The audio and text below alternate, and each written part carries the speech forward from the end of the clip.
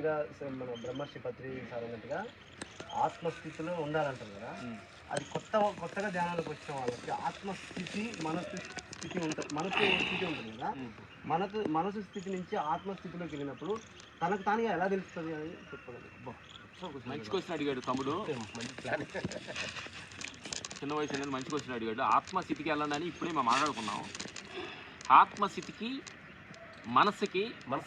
మనస్థితి ఈ రెండు వేరియేషన్ ఎలా ఉంటాయని అడిగాడు. ఆ స్థితిలోకి ఆత్మలోకి వెళ్ళినప్పుడు స్థితి ఎలా మనం గ్రహించవచ్చు, మనసున్నా ఎలా గ్రహించవచ్చు అని అడిగాడు. 2 క్వశ్చన్స్ గట్టిగా అడిగాడు తమ్ముడు, చాలా మంచి క్వశ్చన్ అడిగాడు.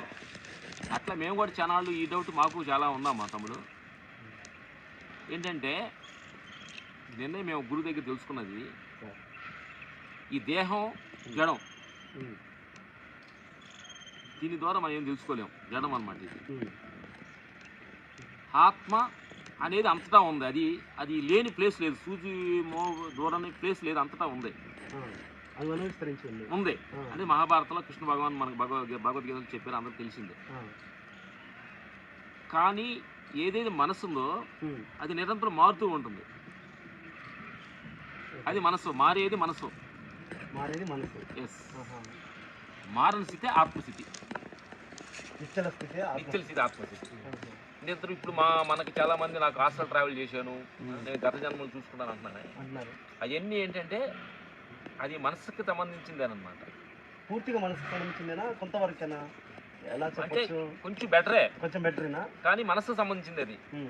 ఆత్మ ఎటు మూవ్ అయ్యేది లేదు కదా, ఆత్మ ఇంకో లోకానికి వెళ్ళడానికి, ఈ లోకం రావడానికి లేదు కదా, ఉండదంతా ఆ లోకంలో ఈ లోకంలో ఉండదంతా. అప్పుడు అక్కడికి అట్లా సపరేట్ గా వెళ్తుంది, సపరేట్ వెళ్తుందంటే నా మనసే సపరేట్ వెళ్తుందంటే కరెక్ట్ కదా. అక్కడ కూర్చోదా, రా మధ్యలో కూర్చో, రా మధ్యలో కూర్చో, మైక్ అని పడాలి, కూర్చో ఇక్కడ కూర్చో, రా కూర్చో. నీకు అర్థమైందా? మైక్ అని పడడం కోసం చూస్తున్నది, ఒకే మైక్ ఉంది. ఇప్పుడు నీకు అర్థమైందా లేదా? అర్థమైంది సార్, అర్థమైంది. ఇన్ని ట్రావెల్ చేస్తుంది, గత జన్మల గురించో హాస్టల్ ట్రావెల్ గురించో, నేను ఇక్కడ ఉన్నాను, నా మనసు అక్కడికి వెళ్తుంది, నాకు ఇలా విజన్ వచ్చింది, ఇవన్నీ అనేది కూడా ఈ మనసుకు ఆధారమైంది అది అనేది మా గురువుల ద్వారా చెప్పింది, మేము చెప్పింది కాదు ఇది. అర్థమైంది? ఓకే, దీనికి ఒక క్లారిటీ వచ్చింది కదా నీకు. నెక్స్ట్ క్వశ్చన్ ఇంకోటి ఏంటంటమ్మా అడిగినంటే, మనస్సు స్థితి అంటే ఆత్మస్థితి అంటున్నారు కదా, మనస్థితి ఏంటంటే మన ఎమోషన్ కనెక్ట్ అవుతూ ఉంటుంది, సిచ్యువేషన్ బట్టి రియాక్షన్ అయ్యేదే మనసు. ఇప్పుడు నీకు నచ్చింది బజ్జీలు తినాలనుకున్నావు, రోడ్లో పోతా ఉన్నావు, చూసినట్టు బజ్జీలు చూసినామంటే నీ మనసు నీ లోపల రియాక్ట్ అయింది, తినాలంటుంది, కోరిక కలిగింది అని అంటే మనసు కలిపితే ఎమోషనల్ గా అంటే మన లోపల హార్మోన్స్ రియాక్ట్ అవుతుంది.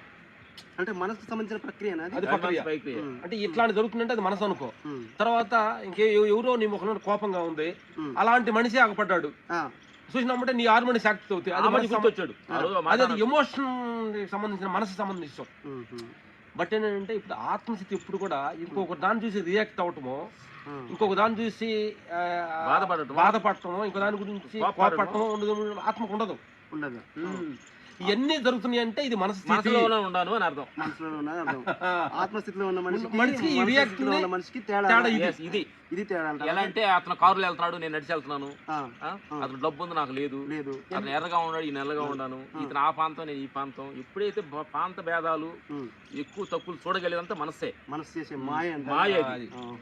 ఆత్మస్థితికి తక్కువ ఎక్కువ ఏం లేదు, అంతటా దేనికి చూసి రియాక్షన్ అవ్వదు, రియాక్షన్ ఉంటుంది, సాక్షిగా చూస్తుంటున్నా, సాక్షిగా ఉంటుంది అన్నమాట. దానికి ఏంటంటే అసలు మంచి చెట్లు ఎక్కడ ఉన్నాయి, నువ్వు గాఢ నిద్రలో ఏ గాఢ స్థితిలో అంటే జాగ్రత్త అవస్థ, స్వప్న స్థితి రెండు కరిగిపోయిన తర్వాత ఒక ఏమి లేని స్థితి ఒకటి చూడు, అక్కడ దేన్ని చూసి రియాక్షన్ అవ్వదు. అంటే ఏది ఇప్పుడు నీకు ఒక 100 కోట్లు ఆశ వచ్చినప్పుడు కూడా అక్కడ రియాక్ట్ అవ్వదు, సమతుల్యంగా ఉంటుంది. లేదా ఎవరో నీ దగ్గర నుంచి ఎవడో వాచ్ పరుసు నూకెళ్ళినా కానీ అక్కడ రియాక్షన్ అవ్వదు, అది సమతుల్యంగా ఉంటుంది, అది ఆత్మస్థితి. ఓహో, అది ఆ స్థితి ధ్యానం దేనివల్ల సాధన అవుతుంది సార్? ధ్యానం సాధన లేదు, ఒక జ్ఞాని తపస్సు చేస్తూ ఉన్నాడు, దొంగ వచ్చాడు లోపలికి, అతను ఇరుకులో ఉంటాడు కదా, దొంగ ఎతికాడు, వాడు కంగారు పడిపోయి డబ్బులు వాడు కనిపించింది నాకు తెలియలా. ఇతను చూసి వాడు డిసప్పాయింట్ తోటి వెళ్తున్నాడు, పిలిచాడు, ఓ మనిషి రా నువ్వు దేనికోసం వచ్చావు, అది లేకుండా పడుతున్నావు కదా అని.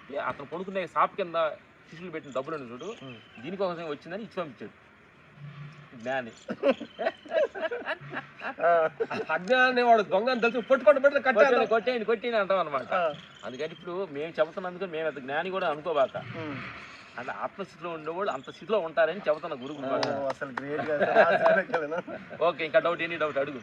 ఇది ఇంకోటి గురుగారు, ఇది అడగొచ్చు తెలియదు, అంటే నా వయసు వాడు అడగొచ్చు. జీవితాంతం తెలుసుకోవడమేనా, ఎగ్జిక్యూషన్ అనేది లేదా? మంచి క్వశ్చన్ అడిగాడా, మంచి క్వశ్చన్. మాకు కూడా అదే క్వశ్చన్. అంతమంది గురువుల దగ్గర జీవితాంతం గురువుల దగ్గర వెళ్ళటమేనా, దీనికి ఒక ఫినిషింగ్ లేదా అన్నావు కదా. కరెక్ట్. అన్న క్వశ్చన్కి మాకు వచ్చిందనమాట. ఇప్పుడు ఏంటంటే మనకి ఏదైతే ఇప్పుడు బాగా బ్రహ్మర్షి పత్రిజీ గారికి ఆయనకి జ్ఞానం వచ్చింది, ఆయన ఇంకోళ్ళ దగ్గరికి వెళ్ళాల్సిన అవసరం లేదు. అర్థమైందా? కానీ ఆయన ఊరు వెళ్ళి అందరూ చెప్పాడంటే అంటే ఆయన జ్ఞానం లేనట్టు కాదు అది. పాయింట్ అర్థమైంది నీకు? ఆయన వెళ్తున్నాడు, నువ్వు వెళ్తున్నావు. పాయింట్ అర్థమైందా? ఆయన జ్ఞానం చెప్పడానికి వెళ్తున్నాడు, నువ్వు తెలుసుకోవడానికి ఎదుగుతున్నావు. అంటే తెలిసిన ఆయన కూడా వెళ్తున్నాడుగా. అవును, వెళ్తున్నాడు సార్. కానీ వెళ్తాం ఆగకూడదు. ఓహో, తెలుసుకుంటానికైనా తెలుసుకున్నది చెప్పడానికైనా కానీ వెళ్తూనే ఉండాలి. అలాగే ఒక అతను మీ కథ చెబుతాం, కొన్ని రోజులు తెలుసుకుంటాం కోసం వెళ్తున్నావు, కొన్ని రోజుల తర్వాత తెలుసుకున్నది చెప్తాను కోసం వెళ్తున్నావు. వెళ్తాం వాడి ఖాయం. అలాగే ఇదే జీవితం.